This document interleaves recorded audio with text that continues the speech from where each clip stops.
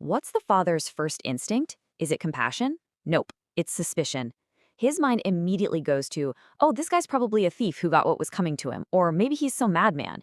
See, his main concern isn't helping this dying person, it's about his own safety and what people might think. So the priest, he's like, "Who are you?" He demands to know. And there's this tense pause. And then the dying man just looks right at him, gets this weird little smile on his face, and drops an absolute bombshell. And Father Saman is just horrified. He literally jumps back, and he just lets loose with the curse he's been preaching his entire life. All he sees is the monster, the enemy he was put on this earth to destroy. In his mind, his duty is crystal clear.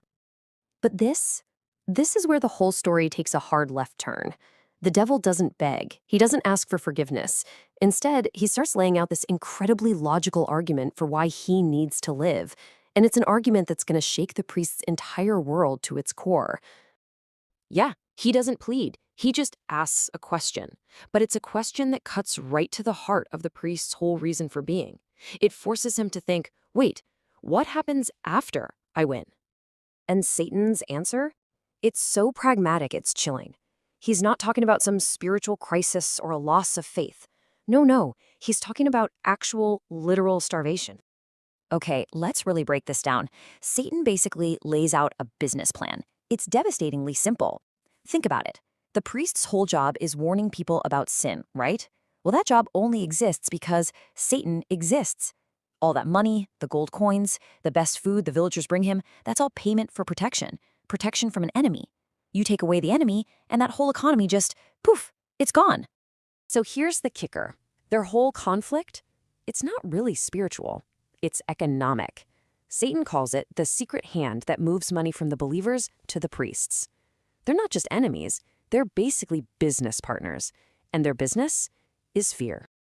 And to really hammer this point home, Satan doesn't just keep arguing. He tells a story. It's like a parable inside the parable. And it's all about how the very first priest came to be.